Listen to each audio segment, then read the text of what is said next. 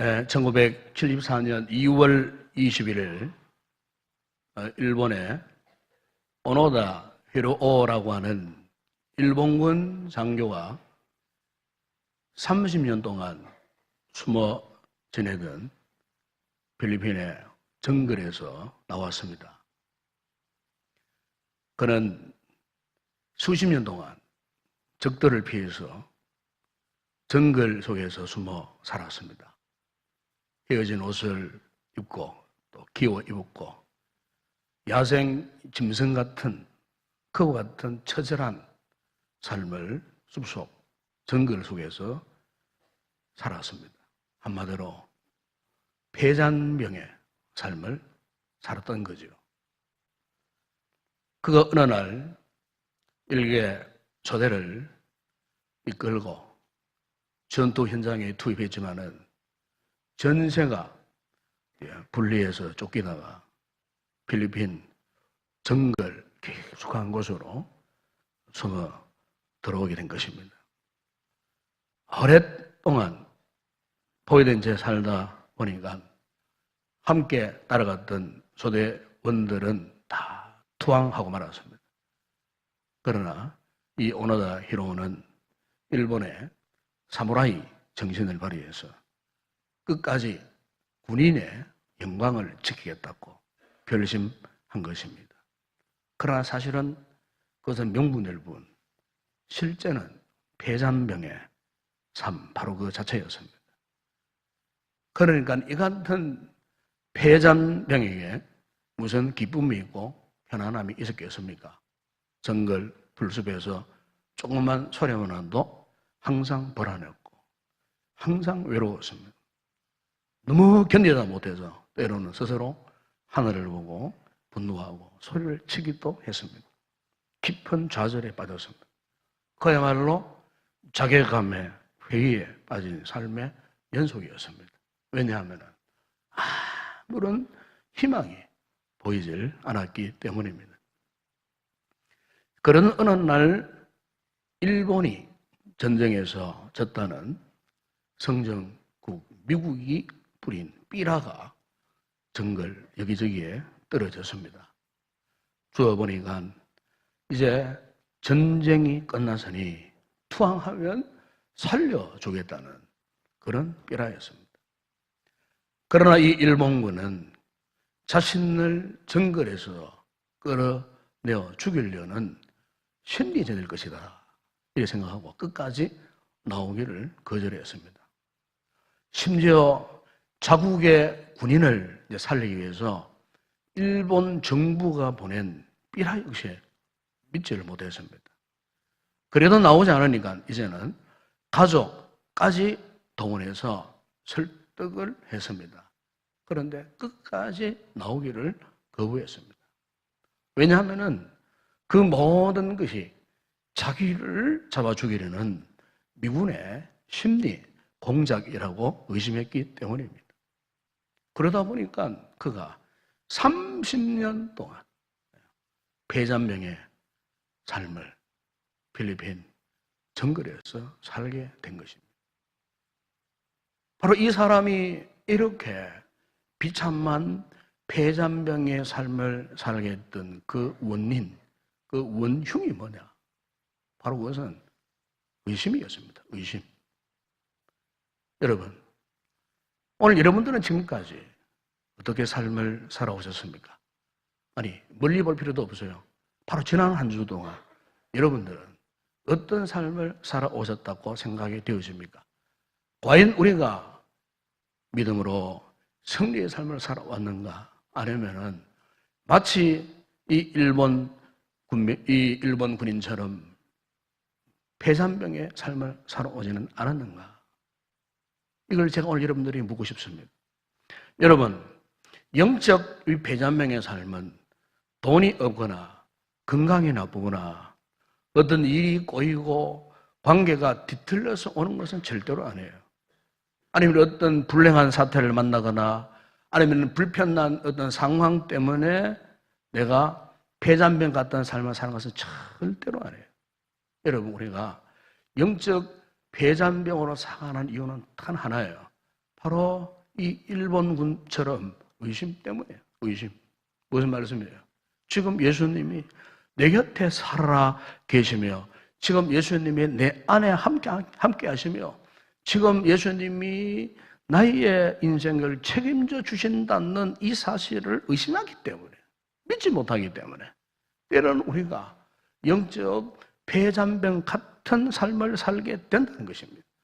오늘 많은 우리 크리스천들이 예수님이 실제로 살아 계시다는 사실을 의심하면서도 여전히 교회는 나와요. 예배는 드릴 수 있어요. 예배 시간마다 예배로 장사한 지 사흘 만에 죽은 자 가운데서 다시 살아나시며 라는 예수 그리스도의 십자가와 부활을 고백하고 있지만은, 그러나 이 고백을 정작 나의 삶의 실제적인 영적 자산으로 활용하지 못하고 너무나 무기력한, 무능한 신앙생활을 하고 있는 분들이 없지 않아 있다 그 말이에요. 입으로, 머리로, 그리고 교리로는 장사든지 사흘 만에 죽은 자 가운데서 다시 살아나셨다고 고백은 하지만은, 그러나 정작 그 고백이 나의 삶과 아무런 상관이 없는 삶을 지금도 계속 지속하고 있다는 거예요. 이 같은 사람은 마치 일본군 오노다 히로처럼 정글 숲에 깊이 갇혀서 폐잔병처럼 살아가는 모습과 전혀 다르지가 않다는 겁니다. 사랑하는 여러분, 예수님이 장사한 지 사흘 만에 죽은 자 가운데서 다시 살아나셨다, 이 고백은요, 단지 교리적인 고백이 아니에요. 바로 이 고백은 실제 상황이에요. 무슨 말입니까? 바로 이 사실은 지금 내 삶을 일으켜 세우시고 가라앉은 내 심령, 침체된 내 영혼을 다시 원상 복귀하시고 살리시고 나의 삶을 부흥하게 하시고 내 삶에 가라앉았던 영적 활력을 불어넣어 주시고 예수 그리스도의 생명 그 자체, 예수 그리스도의 능력, 영적인 에너지 그 자체란 그 말이에요. 그래서 사도 바울은 여러분 빌립보 3장 10절에서 고백하지 않았습니까? 내가 그리스도와 그 부활의 권능과 그 고난의 참여를 알고자 하여 그의 죽으심을 본받아. 여러분, 예수의 부활의 역사는 한마디로 우리 성도들의 삶에 있어서 실제요 능력인 줄로 믿습니다. 우리가 믿어야 하고 우리가 전해야 할 우리 기독교의 압축 파일, 우리 신앙의 압축 파일이 뭐냐? 바로 그리스도의 십자가와 부활입니다. 오늘 저와 여러분의 이 신앙이 이 영적인 기조, 요소 위에 세워져야 합니다. 그러기 위해서는요, 오늘 우리 모든 성도들이 예수 그리스도의 이 부활의 역사성을 확실히 믿고 이걸 붙들어야 돼요. 다시 말하면은 예수님이 진짜 살아나셨다 하는 이 역사적 사실을 오늘 저와 여러분이 의심하지 않고 믿어야 한다 그 말입니다.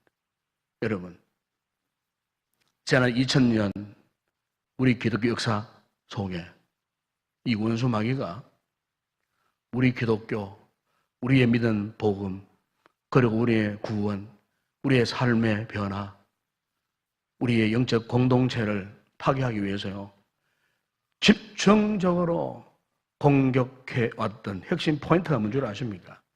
바로 왜? 예수님의 부활하심이에요. 마귀는 너무너무 잘 알고 있었어요. 저 예수의 부활만 믿지 않게 하고 예수의 부활을 의심하게 만들고 예수의 부활말 없이 한다면은 기독교는 그냥 무너질 것이다. 아무것도 아니에요. 아마 여러분 1995년도에 서울에 삼풍백화점, 큰 백화점이에요. 그 백화점이 무너질 때 뭐 몇십 분 걸린 게 아니에요. 단 몇 초밖에 안 걸렸어요. 단 몇 초 만에 그 큰 백화점이 그냥 지금부터 시작해서 순식간에 다 무너져 버렸어요. 그 건물의 기둥 대들보가 푹 꺼져버리니까 그냥 순식간에 그 큰 건물이 그냥 순간적으로 무너져가고 509명이 깔려 죽고요. 900명이 부상 나오고 엄청난 6.25 전쟁 이후에 사람이 그렇게 죽은 그때 그 사건 처음이랍니다. 지금도 마찬가지예요. 지금도. 여러분, 오늘 우리 기독교 신앙, 우리의 신앙 역시 예수님의 부활만 적용되면요, 우리의 믿음, 우리의 존재, 교회의 공동체는요, 그냥 와르르 무너지고 마는 거예요.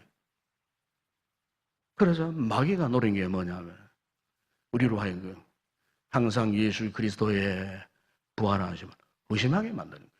믿지 못하게 하는 거예요. 교회가 이 신앙 고백을 제대로 하지 못하게 장난치는 거예요. 때로는 사회문화, 때로는 자유주의, 신신학, 온갖 잡다한, 죄악된 학문을 통해 가고, 어쨌든 세상 철학, 초등 학문을 통해 가고 예수 그리스도의 십자가의 죽으심과 부활하심을 도대체 믿지 못하도록, 그래서 온갖 거짓말을 지금까지 역사 속에서 수없이 많이 만들어내었는데, 그 가운데 예수님의 부활을 그것으로 증거하는 것 가운데 하나, 기절설이 있습니다. 기절설. 예수는 진짜 죽은 게 아니고 기절한 상태에 있었는데, 제자들이 예수님의 시신을 서늘한 그 불 속에다가 갖다 놓았는데 정신을 차려가지고 기절했다가 깨어났다. 기절설. 빈부넘설. 예수님을 사랑했던 주님의 여제자들이 새벽 일찍 캄캄한 그 밤길을 헤치고 들어오다가 옆에 있는 다른 빈 무덤에 들어갔어. 잘못 찾아간 무덤이에요. 빈 무덤. 네. 이걸 두고 예수님이 살아났다고 착각을 했다. 빈 무덤설. 심지어 시체 도둑설. 제자들이 주님을 따라다니다가 주님이 십자가 죽으시니까 너무 민망스럽고 체면이 꾸겨져가지고 이제는 예수님 시신을 진짜 안매장해버리고 예수가 다시 살아났다고 거짓 증거예요. 환상설도 있어요. 예수님의 살아나는 것을 봤다는 사람 가운데 예수님은 너무너무 사모하다가 환상 가운데 꿈속에 예수님이 부활했다는 사실, 환상설이었어요. 날조설이었어요. 부활은 터무니없는 소리다. 예수의 제자들이 거짓말을 해서 만들었다, 속였다. 역사적으로 제일 많은 사람을 속인 것이 바로 날조설입니다. 거짓말. 그런데 현대에 와서는요, 예수님의 이 부활을요, 정신적 부활설로 치부해버립니다. 아마 현대인들이 가장 그럴싸하게 알아들을 수 있는 거짓말 이겁니다. 정신적 부활. 예수가 육체적으로는 죽었지만은, 그러나 그의 삶을 통해 준 교훈이나 정신이나 도덕적 교훈이나 예수의 사랑, 그분의 희생 정신은 지금도 많은 사람들에게 도전을 준다 해서 자유주의 신신학 가운데서 신앙을 했던 목사들이 이 주장을 하고 있고요. 유명한 여러분 톨스토이가 쓴 부활이라는 책이 있죠. 그 예수님 육체적 부활을 말하는 게 아닙니다. 그 정신적 부활, 도덕적, 윤리적 부활을 말하는 거예요. 우리나라에 한때 지도자였던 함석헌 씨는 그런 사람이에요. 그분은 신앙을 했지만은, 목사지만은 예수의 육체 부활을 안 믿습니다. 정신적 부활을 믿었어요. 개인 구원보다도 사회적 구원을 외쳤던 사람이 그 사람이에요.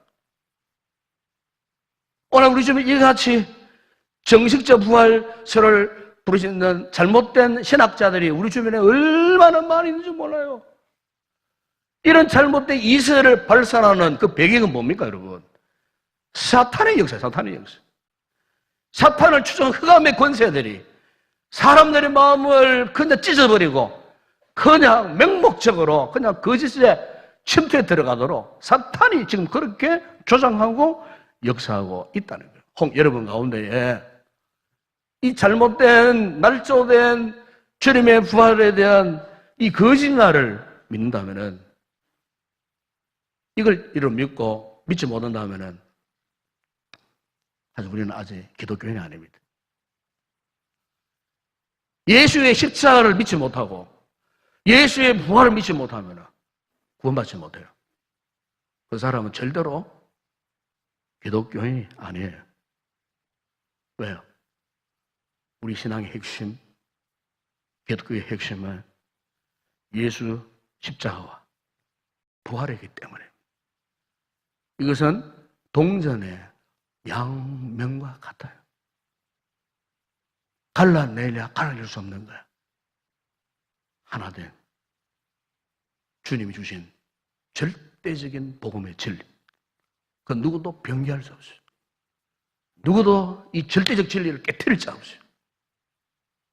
거짓말을 하면 안 돼요.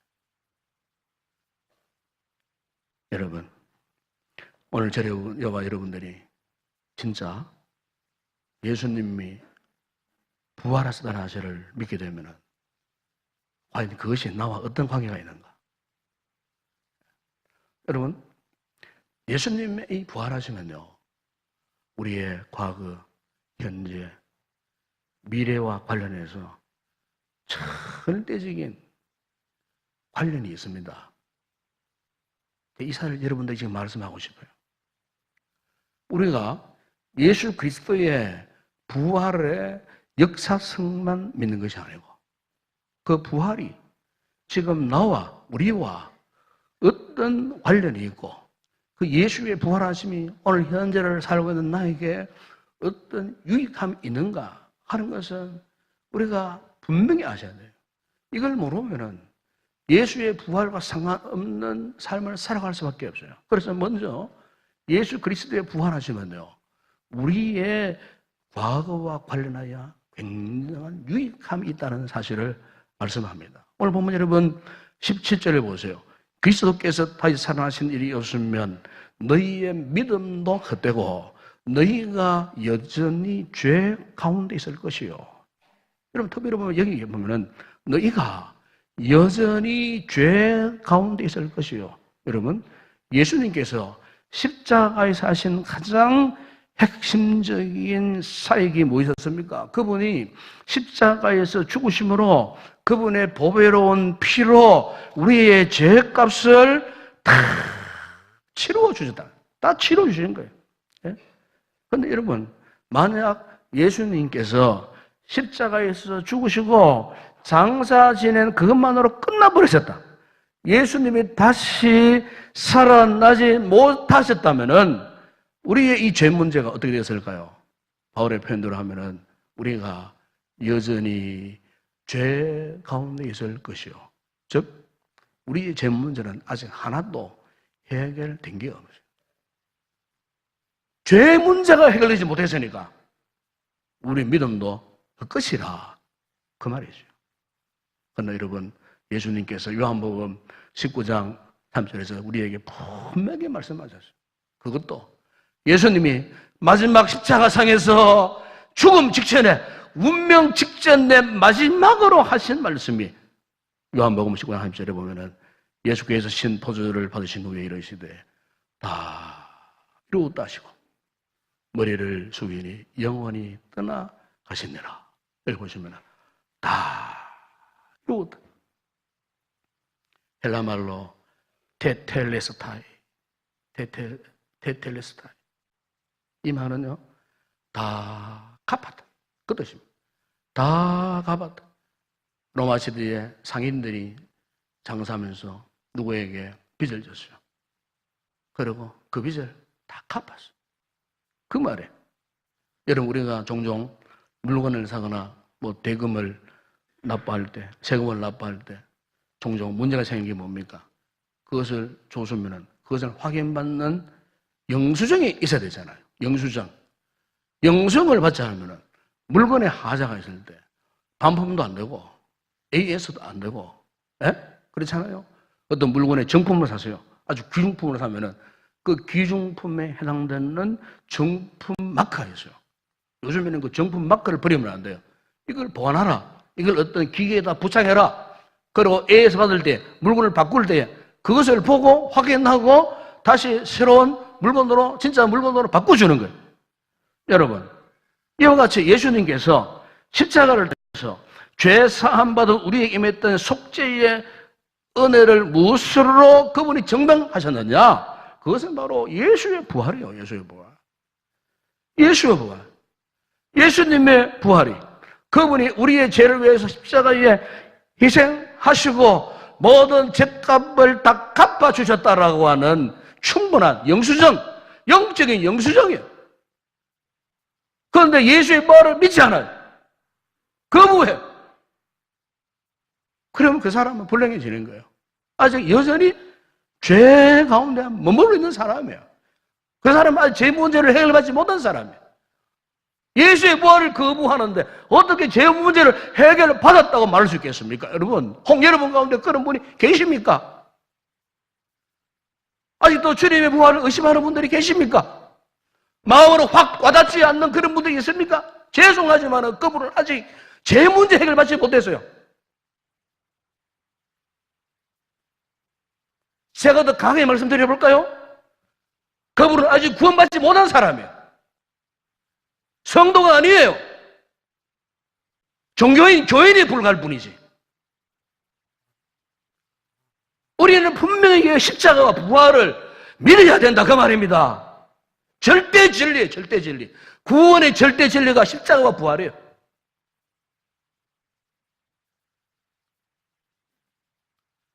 그래서 여러분, 사도 바울이 17절 오늘 본문에서 고백하잖아요. 그리스도께서 다시 살아나신 일이 없으면 너희의 믿음이 헛되고 너희가 이제 죄 가운데 있을 것이요 또한 그리스도 안에서 잠자는 자도 망하였으리. 만일 그리스도 안에서 우리가 바라는 것이 다만 이 세상의 삶뿐이면 모든 삶 가운데, 모든 사람 가운데 우리가 불쌍한 자가 될 것이다. 그러나 바울은 로마서 8장 11절 2절에서 고백합니다. 그러므로 이제 그리스도 예수 안에 있는 자에게는 결코 정죄함이 없나니 이는 그리스도 예수 안에 있는 생명의 성령의 법이 죄와 사망의 법선들을 해방하였습니다. 여러분, 우리가 예수의 부활을 믿을지인데 더 이상 과거에 이 죄 문제 때문에 여러분의 믿음을 의심하거나 구원을 의심하는 그런 분들이 없기를 주의 이름으로 축원합니다. 부활로 인해서 과거의 죄 문제는 다 해결받았다는 사실 꼭 믿으시기 바랍니다. 그리고 예수님의 부활을 주는 또 하나 유익이 있어요. 그것은 바로 우리의 현재의 삶과 연관이 있습니다. 14절 15절 읽지 않았습니다만 그 보면은 그리스도께서 만일 다시 살아나지 못하셨으면 우리가 전파하는 것도 것이요 또 너희 믿음도 것이며 또 우리가 하나님의 거짓 정인으로 발견되리니 우리가 하나님이 그리스도를 다시 살리셨다고 증언하였음이라. 만일 죽은 자가 다시 살아나는 일이 없으면 하나님이 그리스도를 다시 살리지 아니하셨으리라. 무슨 말씀입니까?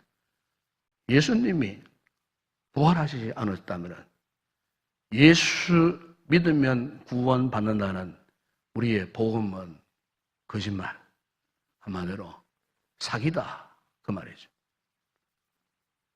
이것을 전하는 목사는 사기꾼이고 오늘 한국교회가 파송한 2만 5천여 명의 선교사님들은 다 사기꾼들이고 그리고 이 복음을 믿고 구원받았다고 착각하는 모든 성도들은 사기극에 낚인 불쌍한 인생들이고 여러분 어떻습니까? 그렇잖아요. 이걸 못 믿으면요 예수님이 살아나지 않았다는 이 사실을 우리가 인정하면은요 우리가 여기 지금 앉아갖고 예배드리고 그분을 찬양하는 것 무슨 의미가 있겠습니까? 살아있지 않은 대상에게 기도한다는 것 자체가 무슨 의미가 있겠느냐 그 말이에요. 예수님이 살아나지 않으셨는데 부활하지 않으셨는데 우리가 서로 사랑해야 할 아무런 근거가 없고 예수님이 살아계시지 않는데 먼저 예수 믿고 돌아가신 부모님들, 사랑하는 형제, 자식들, 천국에서 만날 소망이 어디 있겠느냐 그 말이에요. 모든 게 그냥 무의미해져 버려요. 아무런 가치 없는 상태로 돌아가 버리는 거예요. 그러나 여러분, 우리는 분명히 예수 그리스도의 부활을 믿습니다. 20절에 바울은 분명하게 선포합니다. 그러나 이제 그리스도께서 죽은 자 가운데서 다시 살아나사 잠자는 자들의 첫 열매가 되셨도다. 여러분, 예수님께서 일찍이 요한복음 11장 25절 26절에서 말씀하지 않았습니까? 나는 부활이요 생명이니 나를 믿는 자는 죽어도 살겠고 무릇 살아서 나를 믿는 자는 영원히 죽지 아니하리니 이것을 네가 믿느냐? 여러분, 오늘 우리가 예수님의 이 부활하심을 믿으면요, 지금 당장 그분이 부활하심이 실제적으로 우리의 삶에 경험되어져요. 지금 내가 아무리 힘든 삶을 살고 있다 할지라도 그것이 별로 문제가 안 돼요. 왜요? 부활하신 그분이 지금 권능의 손으로 나를 도와주시기 때문에. 지금 내가 처한 고난의 순간 너무 슬퍼할 필요 없어요. 힘들어할 필요 없어요. 부활의 주님이 지금 우리 안에 계시면서 나와 함께 하시면서 반드시 내가 지금 당면한 고난의 문제를 극복할 수 있도록 도와주세요. 내 몸이 지금 점점 쇠약해지고 죽음이 성큼 다가오는 극박한 상황 속에서도 여러분, 부활이요 생명이신 그분이 그분의 이름으로 생명 걸고 나를 붙드시고 나를 살려주시고, 비록 내가 실패한 삶으로 인해 기가 막힐 웅덩이 수렁에 빠졌다 할지라도 부활하신 예수님께서 나를 반드시 끌어올려주시고 내 발을 믿음에 든든하게 세워주시는 부활의 주님, 그 부활의 주님이 계시기 때문에 우리는 의심할 여지가 없어요. 흔들리면 안 되는 거예요. 그래서 여러분, 이 사도 바울 서신서를 보게 되면은 이 사도 바울 이 서신서 가운데 종종 자주 등장하는 그의 고백적 문구가 있어요. 그게 뭐냐면은 예수 그리스도 안에서, 그리스도 안에서, in Christ, in Jesus Christ, 예수 그리스도 안에서, 주 안에서. 여러분, 사도 바울 서신서 13권 있잖아요. 한번 보세요. 순간순간 예수 안에서, 주 안에서, 예수 안에서, 주 안에서. 여러분, 이 고백을 한 사도 바울 어떤 사람이었으면 과거에 그는 예수를 믿지 않았어요. 예수의 부활을 믿지 않았어요. 오히려 예수의 십자가 부활 전하는 사람들을 잡아다가 죽이려고. 그래서 다메섹에 있는 신세는 잡아 죽이려고 가는 도중에 어땠습니까? 그 사람이 직접 부활하신 예수 그리스도를 만났어요. 예? 네가 왜 나를 핍박하느냐? 박해하느냐? 당신이 누구십니까? 나는 네가 박해하는 예수니라. 다메섹 도상에서요. 부활하신 예수 그리스도를 직접 만났어요. 훗날에 그가 사도냐 사도가 아니냐 사도성을 따졌을 때에 사도 바울이 이것을 강조했어요. 나는 부활하신 예수 그리스도를 만났단 말이에요. 12제자 외에 나 역시도 부활의 주를 만났기 때문에 나의 사도성을 거부하지 마라. 나도 사도다. 이것은 사도 바울의 고백적 선포예요. 뭐 때문에? 부활하신 예수 그리스도를 만났기 때문에. 그래서 그의 서신서 곳곳에서 예수 그리스도 안에서, 주 안에서 라고 하는 그의 현재적 신앙 고백을 그가 하고 있었다는 것입니다. 여러분 오늘 우리도 마찬가지입니다. 부활이 그냥 여러분 지식으로 과거지사로 상식에서 끝나면 안 돼요.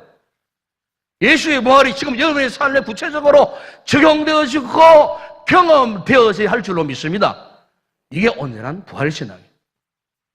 뿐만 아닙니다. 여러분, 예수님의 부활하심이 중요한 우리의 미래의 삶과도 연관되어 있어요.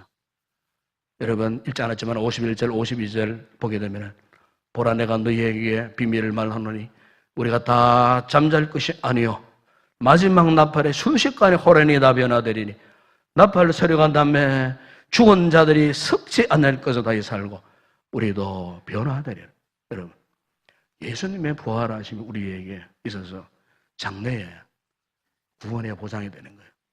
장래에 예수 믿고 우리가 주님 나라 들어가는 영광스러운 주님의 나라에 영원한 몸으로 우리 역시 주님이 그렇게 부활하셨듯이 우리 역시 영광스러운 부활체로 다시 살아난다라고 하는 이 분명한 사실에 대해서 예수님께서 사도 바울은 분명히 증거하잖아요. 그분이 우리의 모든 그리스도인들 죽은 자 가운데서 다시 살아나서 잠자는 자들의 첫 열매가 되잖아요.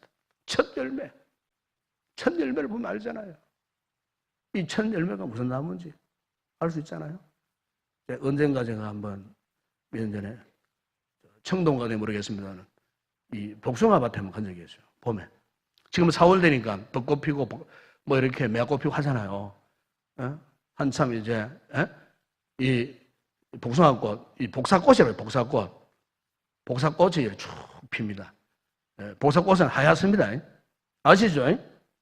그런데 거기 가니까 온갖 종류의 이 복숭아 나무들이 많아요. 아마 여러분 겉도 빨갛고 속도 빨간 걸 뭐라 합니까? 홍도라 홍도. 겉도 희고 속도 흰 것은 백도. 그리고 이 빨간 거 흰 거 섞여 있는 거를 뭐라고 합니까? 기도 백도라고. 기도 백도. 울긋불긋한 거. 그리고 겉도 노랗고 속도 노란 거 황도. 또 틀이 없는 복숭아 있어요. 그 잘 아시죠? 뭡니까? 천도. 천도라 그러잖아요. 또 하나 있어요. 털도 많고 맛도 없어요. 하라고 뭐 잘 자리지도 않아요. 저 어릴 때 기억납니다. 저 어릴 때는 요즘 나오는 그런 복숭아들이 없었어요. 한마디로 말하면 어떤 복숭아요? 개복숭아. 개복숭아.